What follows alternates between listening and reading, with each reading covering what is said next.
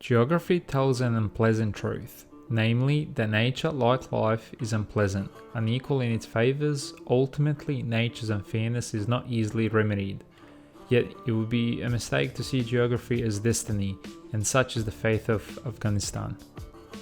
A landlocked country located within South Asia, it has been particularly hard to conquer, primarily due to the intersection of three factors. Afghanistan is located on the main route between Iran, Central Asia and India.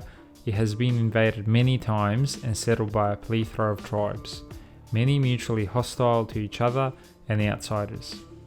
The frequency of invasion and the prevalence of tribalism in the area, its lawlessness lead to a situation where almost every village or house was built like a fortress. The physical terrain of Afghanistan makes conquest and rule extremely difficult, exacerbating its tribal tendencies. Afghanistan is dominated by some of the highest and more jagged mountains in the world. In this report, we will look at the third factor, Afghanistan's geography, to try and understand the significance of terrain and the role it plays both for the people that live within its borders as well as foreigners that have attempted to extend control over the country on numerous occasions but ultimately failed. My name is Ratko and this is the Big Idea Society report, Nurturing Great Thinking. From the northeast to the southwest run the Hindu Kush Mountains, which divide the country into three major regions. The Central Highlands comprise about 70% of Afghanistan. This region consists primarily of the Hindu Kush, which occupies the center of the country. It is a rugged snowbound highland that is one of the most impenetrable regions in the world. The Hindu Kush range extends for about 1,000 kilometers in a southwesterly direction from the Vakhan corridor in the northeast, almost to the border with Iran in the west. The average elevation of this mountainous region is 2,700 meters, and the highest peak, Noshak, reaches 7,485 meters in the northeast. Southern Plateau is a region which is made up of high plateaus and sandy deserts. It is essentially the lowland area of Afghanistan and includes the Rukistan Plains, the Herat-Farah lowlands of the extreme northwest, the Sistan Basin and Helmand River Valley of the southwest, and the Registan Desert of the south. The average altitude of this area is about 900 meters above sea level. Northern plains are the most fertile parts of Afghanistan, and this region roughly comprises 15% of the country. The average elevation is about 600 meters. In the north, it shares borders with China, Tajikistan, Uzbekistan, and Turkmenistan. In the west, Iran, and to the south and east, Pakistan. Rainfall in Afghanistan is very scarce and mainly affects the northern highlands, arriving in March and April.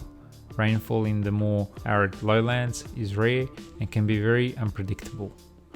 The summer heat is strong in the Sistan Basin, Jalalabad, and Turkestan. The hot season is rendered more intense by frequent dust storms and strong winds, whilst the bare rocky ridges that traverse the country, absorbing heat by day and radiating it by night, render the summer nights most oppressive. The Vakhan corridor in the northeast lies eastward of the province of Panjshir between Hindu Kush and the Pamir Mountains, which leads to the Vakjir Pass into Xinjiang in China. Although Herat is approximately 240 meters lower than Kandahar, the summer climate there is more temperate along with the yearly climate. From May to September, the wind blows from the northwest with great force, and this extends across to the country to Kandahar. Afghanistan usually does not face much water shortage because it receives snow during winter, and once that melts, the water runs into numerous rivers, lakes and streams, but most of its national water flows into neighboring countries. It loses about 2/3 of its water to neighboring Pakistan, Iran, Tajikistan, Uzbekistan and Turkmenistan. The 2,661 kilometer long Amu Darya originates in the glaciers of the Pamir Mountains in the northeast. The Kunduz River is another major tributary. During its flood period, the upper course of Amu Darya, swollen by snow and melting ice, carries along much gravel and large boulders. In the west, the sandy deserts along most of the Iranian frontier have no watercourses. However, in the northwest, the Hari and Morghab rivers flow into Turkmenistan's Karakum Desert. As such, the geography and climate of Afghanistan is one of extremes and considerable variety of microclimates. Climate is influenced by high altitudes, together with continental positioning of the country. Considered as a buffer state as early as late 18th century, Afghanistan gained importance with the Russian and British spheres of influence, as both empires sought to extend and protect their interests at the edge of their borders. This meant, in addition to rough terrain, neither empire was overly enthusiastic to begin developing infrastructure within the country, as was the case with the British in India, as they feared should either side prevail within the area, they could end up using the same infrastructure to infringe the interests of the other party. Therefore, it can be argued the establishment of Durand Line was a deliberate policy by the British as a means of deterring any Russian military drive to the south. As a result, Afghanistan throughout the 19th and much of the 20th century suffered lack of infrastructure development, which is fundamental to economic growth.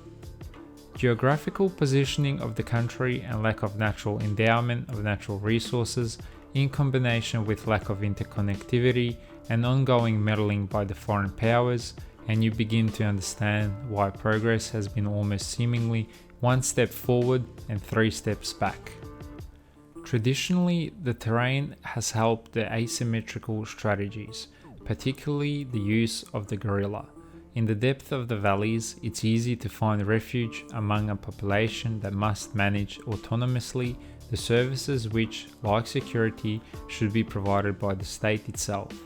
The external borders aren't natural and lack any type of control. That's why they are prone to illegal traffic of weapons, drugs, and civilians. Its length is directly proportional to its interrelationships with its neighbors. During the invasion by the Soviet Union and the lack of consideration by the Red Army of geographical constraints was apparent. This oversight was evident in the initial deployment of troops which were not fit for the environment they were entering. Namely, Soviet decision makers had utterly violated the Golden Rule by employing heavy tank mechanized formations that would be otherwise appropriate for European flatlands. Heavy guns, lack of understanding of topography, and poor maintenance all contributed to ineffective fighting against an enemy which was agile, light, and on a constant move.